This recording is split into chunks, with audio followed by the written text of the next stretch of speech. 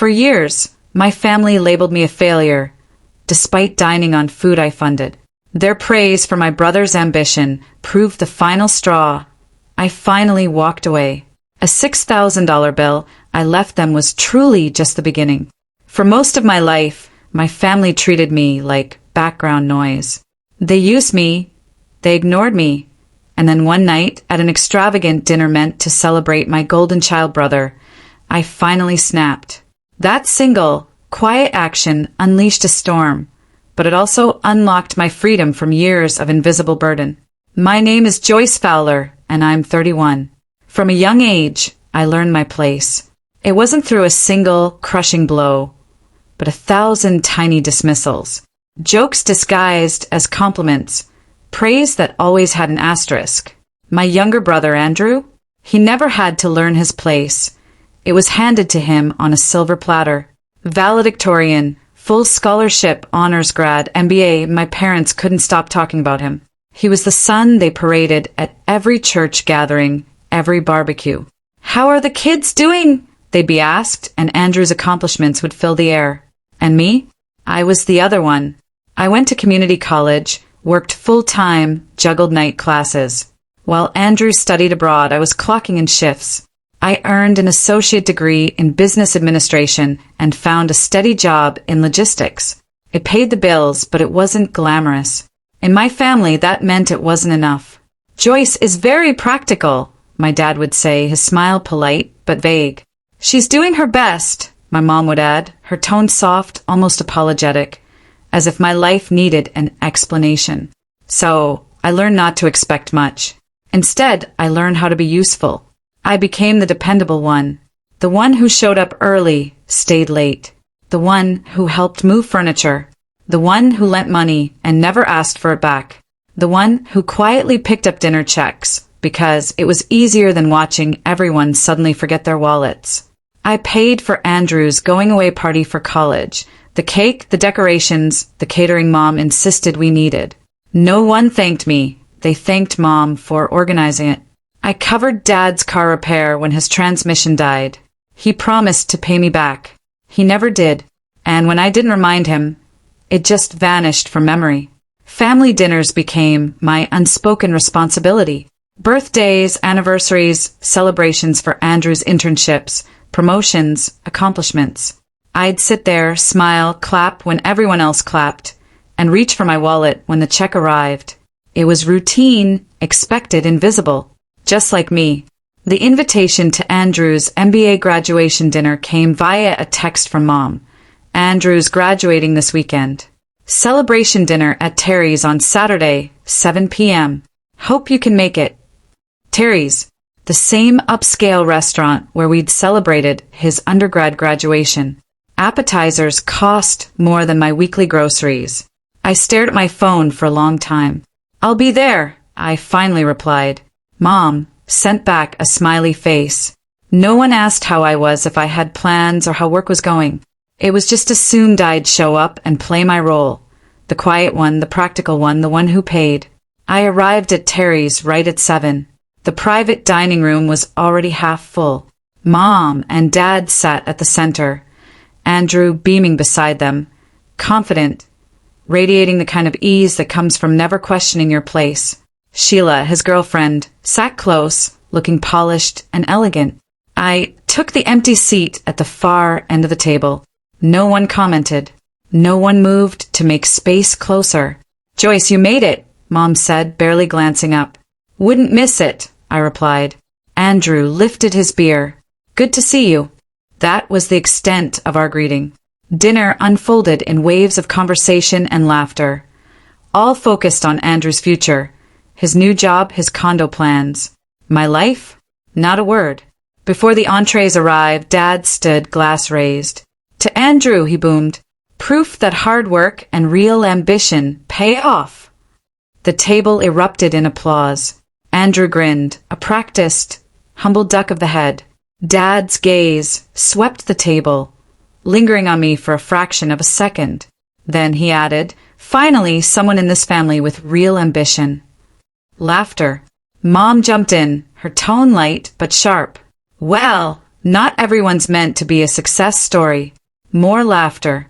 A few cousins glanced my way, smirking, enjoying the moment. I sat still, hands folded, expression carefully neutral. The familiar heat of humiliation crept up my neck, but I didn't react. I learned long ago that reacting only made it worse. My grilled chicken breast, the cheapest item on the menu, arrived. I ate quietly as the table buzzed around me. When dessert was offered, I declined. Just coffee black. Then came the moment. The waiter placed a check on a silver tray in the center of the table. Dad glanced at it, then looked away. Mom did the same. Andrew kept talking, completely oblivious. I reached for my wallet, but this time I didn't pick up the whole thing. I pulled out my card, placed it on top of the check, and told the waiter quietly, "Just mine." When the receipt came back, I signed for $38. My meal, my responsibility. Then I stood. Conversation paused. Heads turned. "Leaving already?" Mom asked, surprised. "Early day tomorrow," I said. "Thanks for coming," Andrew said distractedly, already turning back to Sheila. I walked out, through the main restaurant, and into the cool night air. Behind me, the laughter continued, muffled by glass and distance. In my pocket, my phone stayed silent, because for the first time, I hadn't paid for everyone, and no one had even noticed. I woke the next morning before my alarm. The apartment quiet, my thoughts louder than usual. Sunlight striped across the kitchen floor as I made coffee. My phone lay face up beside my mug, dark, silent. I knew what I'd find if I checked. Confusion, outrage. But a stubborn part of me waited for something else. A message asking if I was okay. A call saying, "Hey, last night got awkward, are you alright?" Nothing came. I replayed the dinner. Dad's toast, Mom's laugh, the way the room had erupted when I became the joke. I searched for a softer interpretation. There wasn't one. They'd meant it. I took a sip of coffee. Something settled inside me. Not anger, not yet. Something colder, clearer. I opened my banking app. $38. Terry's restaurant. My meal. Paid. Closed. I leaned back and exhaled. For years, I'd picked up those checks without being asked. I'd become the default, the safety net, the unspoken solution. And the worst part was how normal it had all felt. Until it didn't. My phone buzzed. Unknown number. I stared at it, then answered. "Hello. Hi, is this Joyce Fowler?" A woman's voice, professional, tight. "Yes. This is Terry's restaurant. We're calling regarding last night's dinner. There seems to be an issue with the payment." I set my mug down gently. "What kind of issue?" The full balance wasn't settled. Only one meal was paid for. The remaining charges total approximately $6,200. "And you're calling me because—" A pause. "Your card was used for the partial payment, so we assumed you were handling the bill for the group." "I paid for my meal," I said, my voice even. "That's all I ordered." "Well, the reservation was under your family's name, and we were told you'd be covering the dinner." "Who told you that?" Silence. "I paid for what I consumed," I continued. "If there's an outstanding balance, you'll need to contact the other guests." "We've tried," she said. "The cards on file were all declined." I almost smiled. "That's not my problem." "Miss Fowler, this is a significant amount. We need to resolve this. Then I suggest you contact my brother, Andrew Fowler. It was his graduation dinner.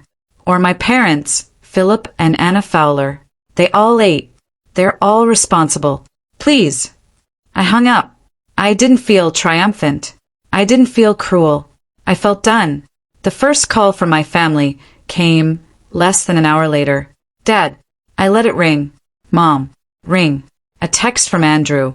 "What's going on?" "Restaurant says the bill wasn't paid."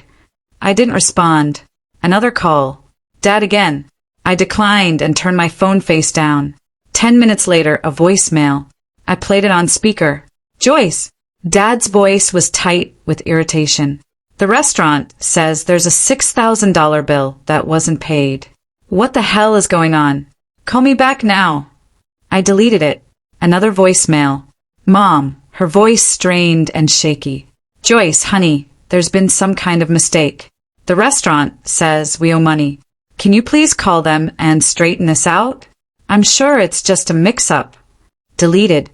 Then Andrew again. Seriously, Joyce, you left us with the bill. That's messed up. I stared at the screen, then set the phone down. It rang once more. Unknown number.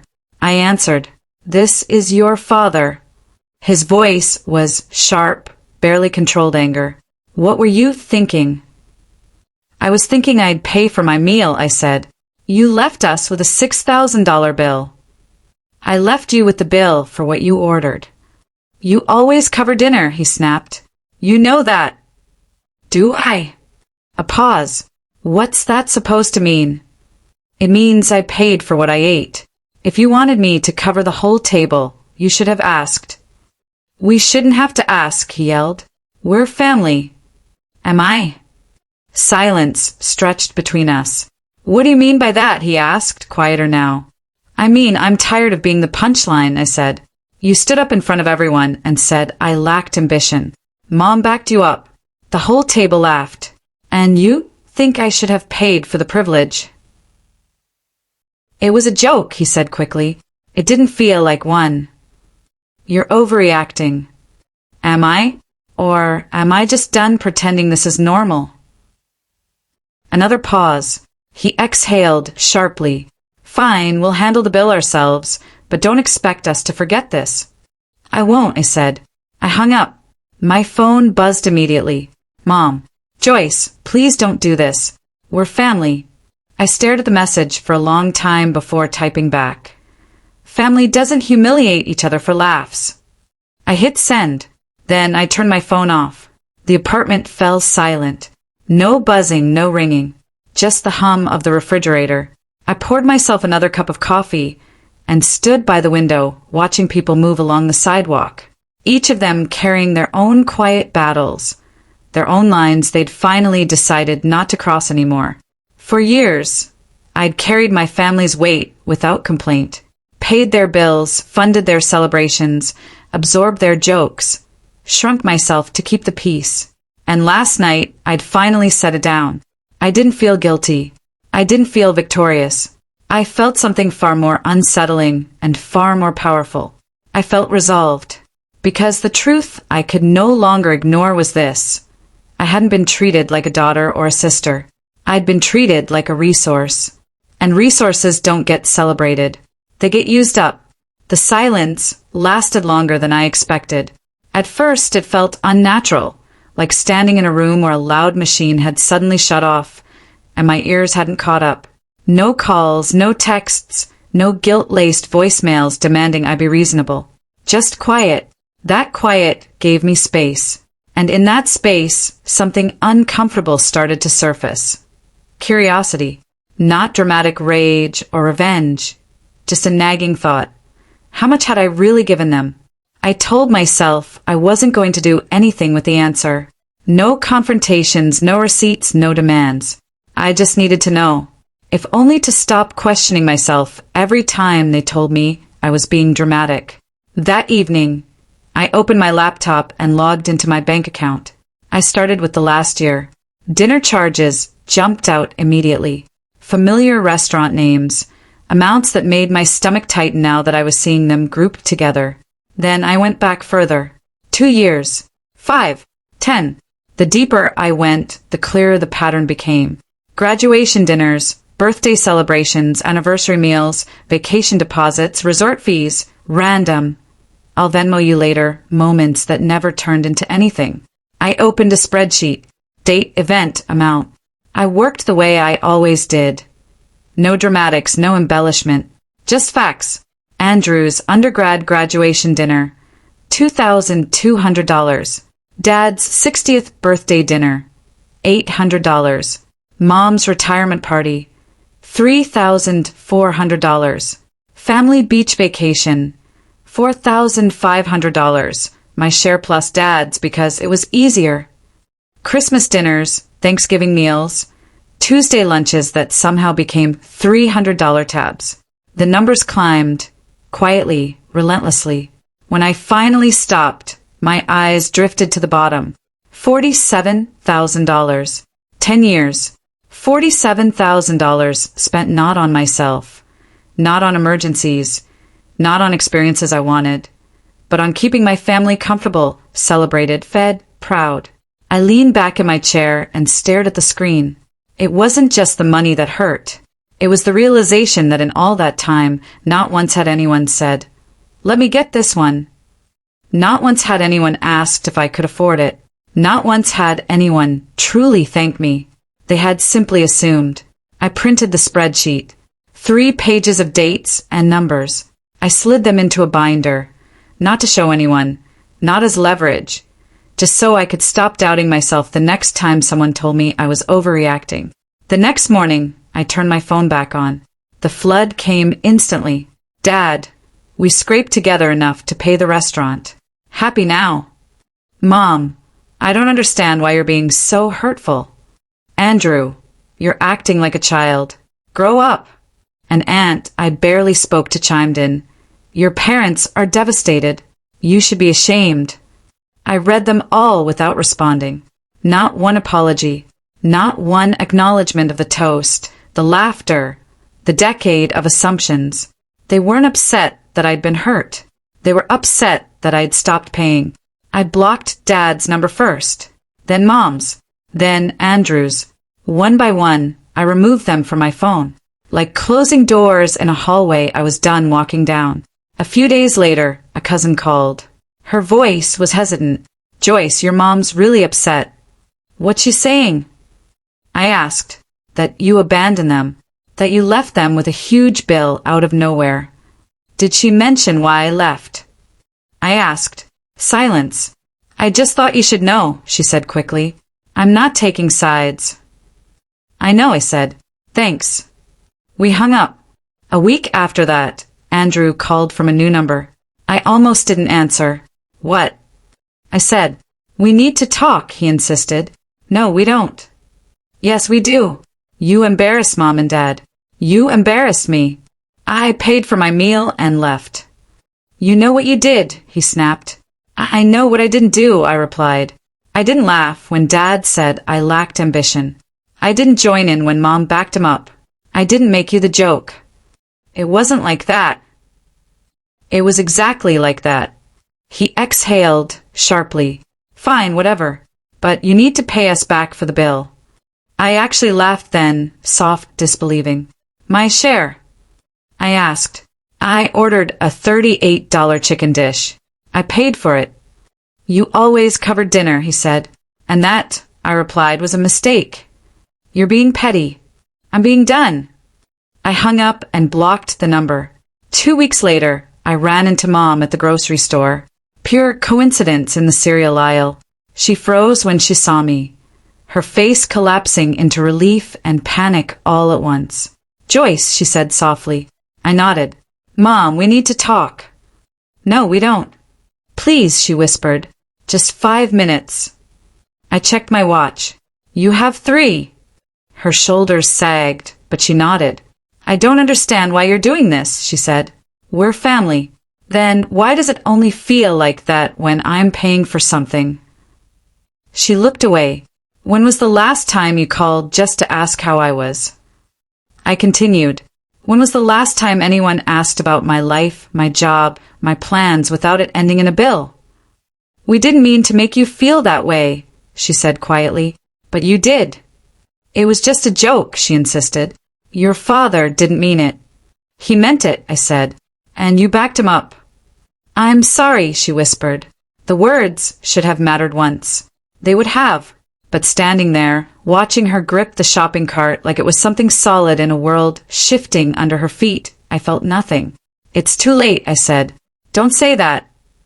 "It's the truth. You don't get to humiliate me for years and apologize when the money stops." I walked away. That night, Dad texted from another new number. "You're making a mistake." I typed back.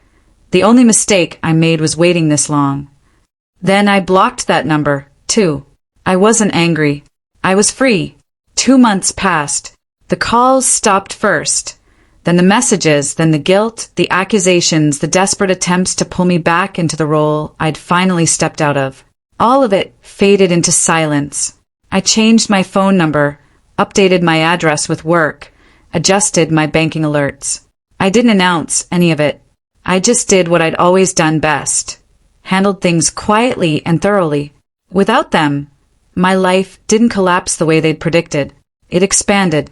One afternoon, I heard through a mutual cousin that my parents had maxed out 2 credit cards trying to cover the restaurant bill. They'd scraped the money together by draining savings, borrowing from Andrew, and asking relatives for short-term loans. The cousin sounded uncomfortable. "Your mom's been calling everyone," she said, trying to explain what happened.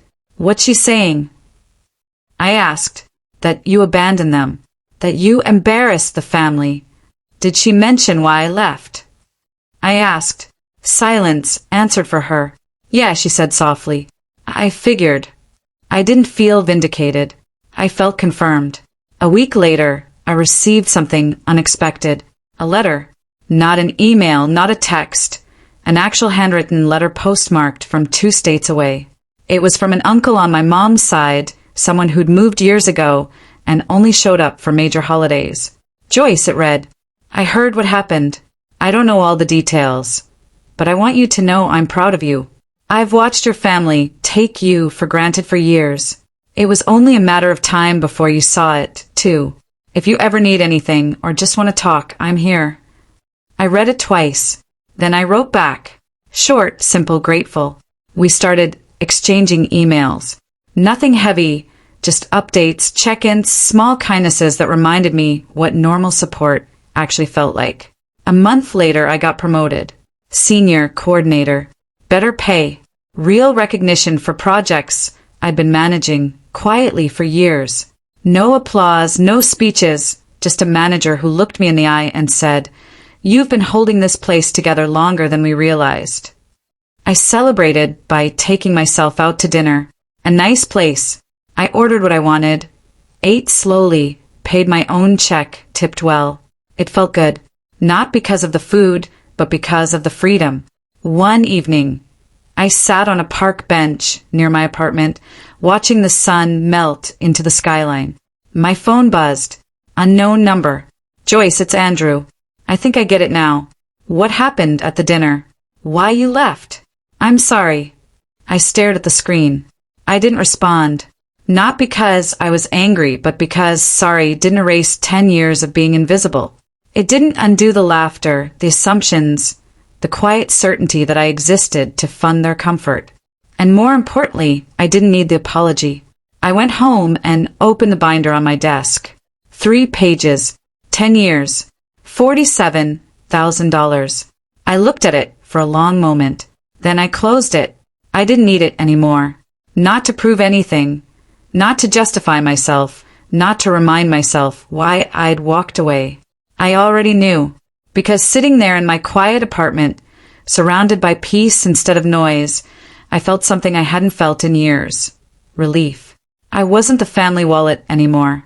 I wasn't the joke. I wasn't the invisible daughter who showed up, paid, and disappeared. I was just Joyce. And for the first time in my life, that was enough. I didn't miss them. I missed the idea of what family should be, but not the reality of what they were. As I closed my door that night, the apartment settling around me like something earned, I knew one thing with certainty. I wasn't going back. Not to their dinners, not to their expectations, not to the role they'd assigned me. I was done paying for the privilege of being diminished. And that ending, quiet, firm, and final, was the beginning of everything.